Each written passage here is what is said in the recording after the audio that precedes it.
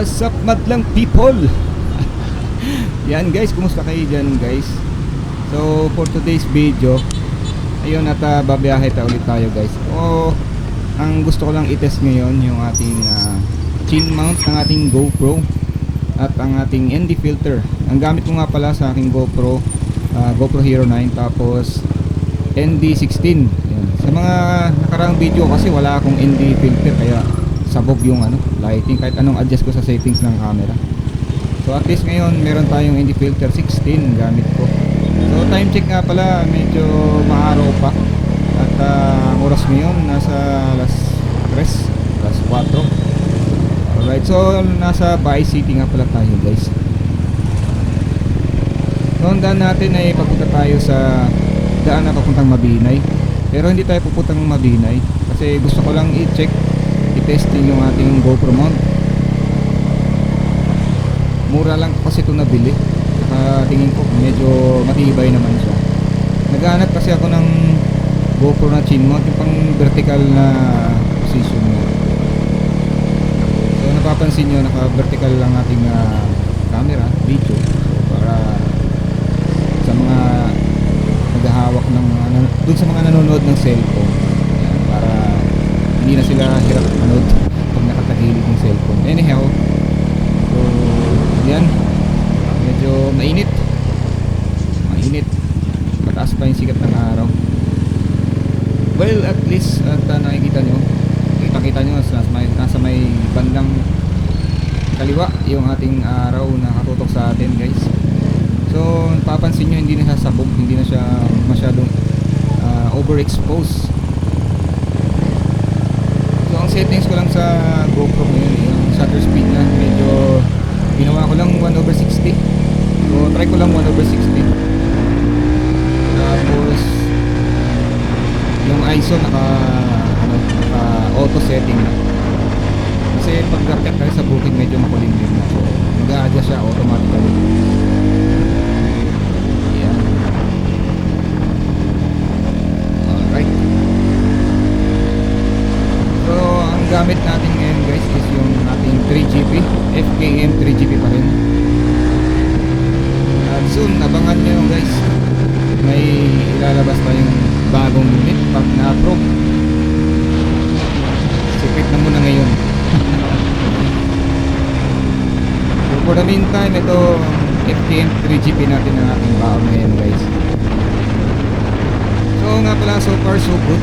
Yung kondisyon nating 3GP maayos naman. So marami tayong nakikita mga grupo natin, group chat natin na pinaswap na yung kanilang 3GP, no? Sayang naman. So gano'n na kasi nangyayari, medyo nahihirapan na sila sa mga after sales, yung mga spare parts kung saan kukunin. Issue yan ng FKM. Yan, sana matugunan nyo FKM yung problema ng ating mga FKM user, especially itong 3GP. Maganda ang 3GP guys, talagang torquey siya, napaka aggressive niya, malakas sa arangkada, hindi kayo mabibitin. Although yung top speed niya makikita nyo sa previous vlog ko ay umabot lang ng 145. Depende na rin yun sa wind speed sa araw. Pag medyo mga araw ng hangin, pag salubong sa'yo, siyempre bababa din yun. Pero all in all, goods naman siya. Hindi naman siya, ang 3GP kasi hindi nakadesign pang dulungan. Pero nasa sa'yo na yun kung i-upgrade mo, kung i-remap mo. So talagang mahihit mo yung niya, pwede mong baguhin yung limiter, yung sa limiter ng kanyang ECU. So para sa akin ito, goods na to. Hindi ko naman, kahit ito nga lang, hindi ko maubos-ubos yung pwersa eh. Depende na rin kasi sa riding habit ko at sa location. Siyempre pag nasa track pa, lalo na yung ating tropa sa ating group chat natin at ating iniidolo, si Unang Hokage. Shoutout sa iyo, idol Unang Hokage. Yun. shoutout nga pala sa kay Talipandas. Shoutout sa inyo guys. At sa iba nating mga friends dyan, sa ating mga Cat 3GP users. Ayan. So sa mga nagmamayari pa ng mga 3GP dyan, alagaan yung mga unit nyo guys, at napakaganda ng ito. Kahit China bike lang, hindi naman natin sabihin lang yung mga unit ng mga China ngayon ay umuusbong. Hindi naman siya nabibitin. Pyesa? Oo, mahirap talaga ang pyesa, lalo na pinakamahirap sa pyesa nito ay yung sprocket talaga. Rear sprocket, yun ang mahirap. Pero kung talagang gusto mo at gusto mong i-keep or keep sa'yo ang 3GP, maraming pwedeng paraan na gawin ko. Marami namang mga shops na pwede kang magpatorno, magpa-modify para maisalpak mo ang mga iba't ibang types ng rear sprocket. Sa ating makina, marami naman pwedeng pagkuhanan. Andyan yung mga CF Moto na 300SR. Motostrada ba yun? O Motostrada. Maraming pyesa doon. Kasi yung ating 3GP, CF motor rin yung kanyang engine. 300SR. Yung kanyang yung makina. So far so good naman at ang ating 3GP. Naka 10,000 kilometer na ang ating odometer. So wala pa naman akong nakikitang major problem. Slight issue lang. Hindi masabing hindi mo maayos, kasi ako nga mismo wala naman akong mekaniko. Ako lang din nag-aayos ng aking motor. At syempre nag-PPMS ako lang din. Nakikita naman sa aking mga previous vlog.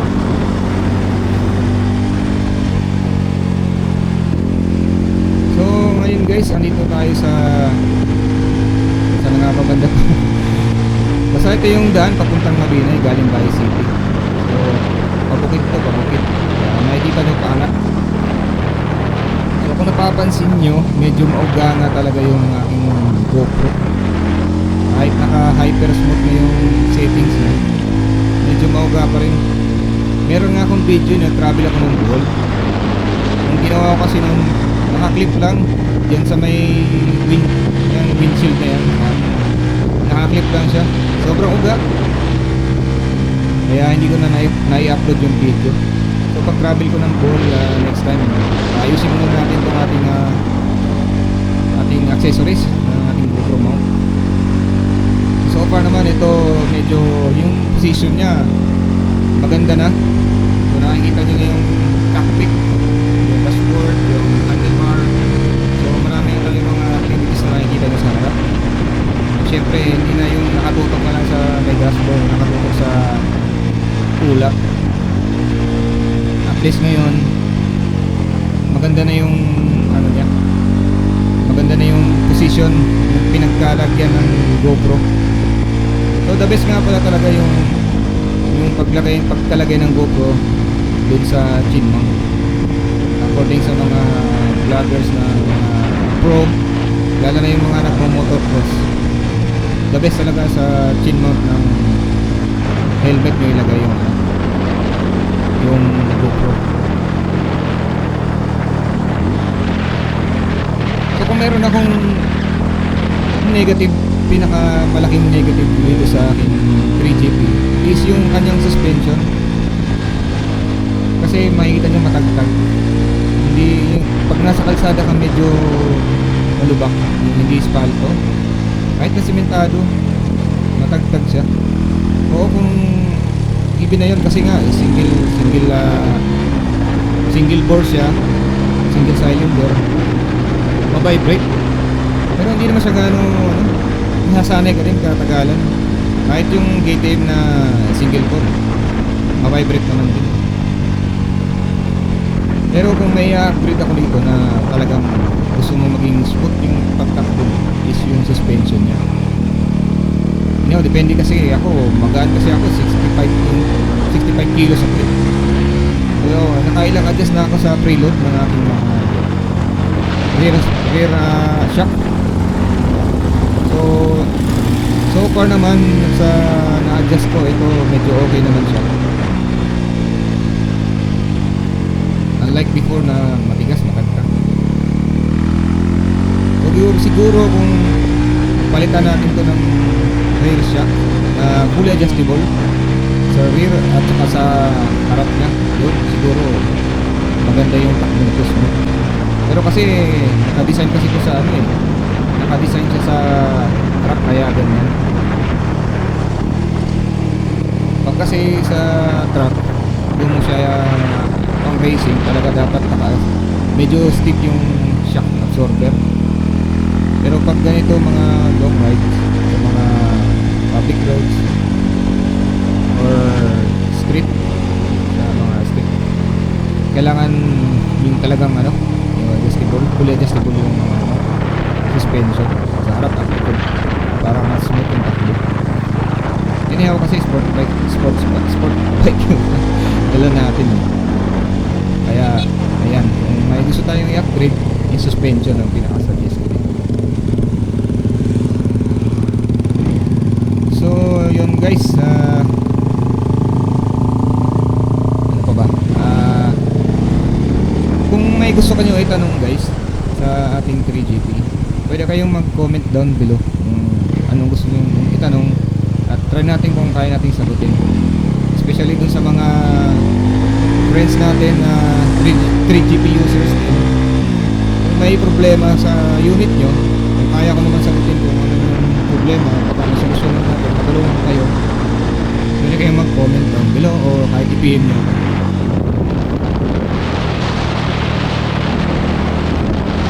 So far so good, bankingan maganda naman, malupit.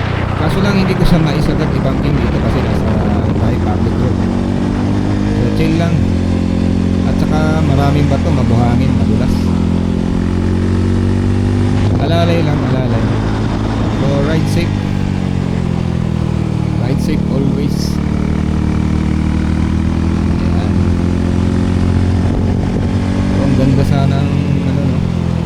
Kung talagang maganda pa yung ating GoPro mount. Anyway, try kong ayusin tong GoPro mount baka magawa ng paraan. Medyo maalog pa siya kasi nasa ano eh, cheat mount, tapos yung mount niya medyo maalog.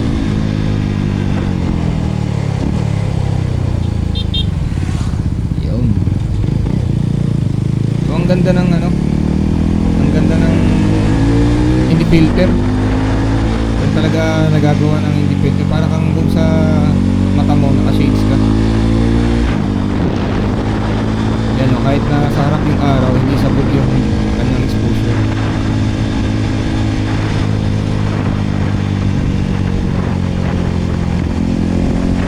Yan.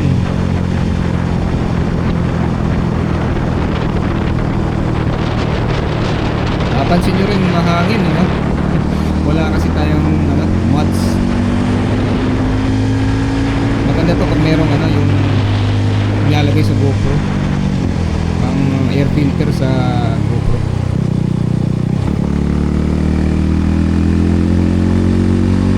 Anyhow, oh yan, tagtag talaga yan. So sa pag-uwi natin guys, ayusin natin ito. Ganda pa naman sana ng view dito eh, no? Talagang hindi siya matagtag. Nga pala yung daan papunta dito sa Mabinay, yung last vlog na dumaan ako dito eh, maraming mga daan na inaayos. So far ngayon sa nadaanan natin, wala nang mga inaayos na daan. Makikita nyo, karamihan nito espaltado na, smooth na yung takbo natin. A good thing, mas mapapabilis yung pagbiyahe. Kasi dati ang daming inaayos dito eh. Pero pag na-espalto na ito lahat, maganda. Marami pa kasing daan dito na hindi espaltado. So tingin ko ngayon doon naman sila sa lower area gumagawa. Inaayos na yung mga kalsada. So tingin ko gagawin ding espalto lahat. Hindi naman lahat, dun sa mga inaayos lang. Ayan.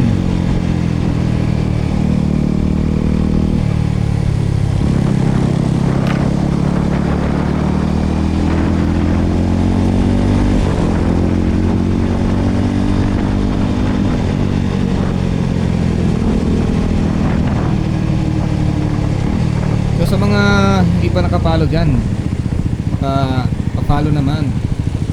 At kung nagustuhan yung video, paki-hit like. Sa mga hindi pa nakasubscribe pala dyan guys, pwede pa-subscribe. Hit the notification bell. Nabubulol na ako. So salamat nga pala sa mga nag-subscribe guys. At 3,000 na pala tayo mahigit. So hopefully dumami pa ating subscribers. Sa ating Facebook hindi pa tayo na monetize pa. So wino-work pa natin, wino-work. Sana lumago din ang ating Facebook kahit paunti-unti. Yung sa mga nanonood, salamat hanggang yung mga umabot dito, salamat sa panonood nyo guys. Kung sa tingin nyo may gusto kayong puntahan dito sa Negros Oriental, so feel free to comment down below kung saan maganda pumunta. So pasyalin natin, di kasi kabisado lahat ng dito sa Negros. Kung ano yung mga gandang spot na pwede natin tingnan, puntahan.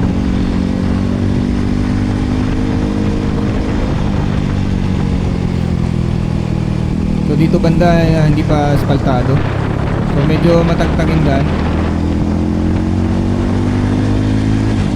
Pero pag naka-adventure bike ka dito, yun, panalo. Hindi mo ramdam yung tagtag.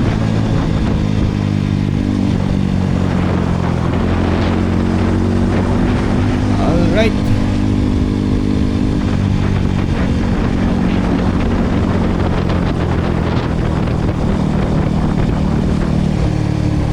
Sobrang init kahit na ganitong oras.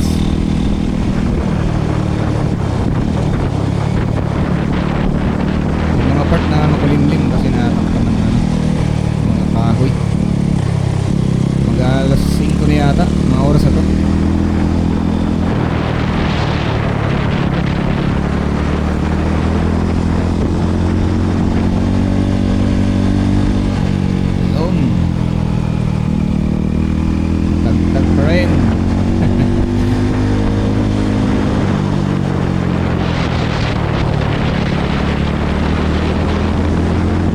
Yung gulong nga pala natin guys, stock pa rin. CST. So malupit yung CST, makapit sa daan. Kahit maulan, makapit.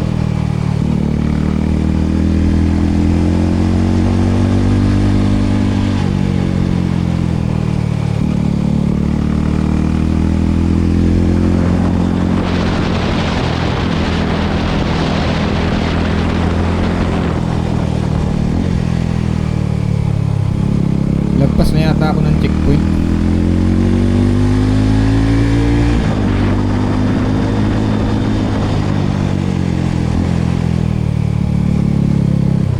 So hindi tayo masyadong lalayo.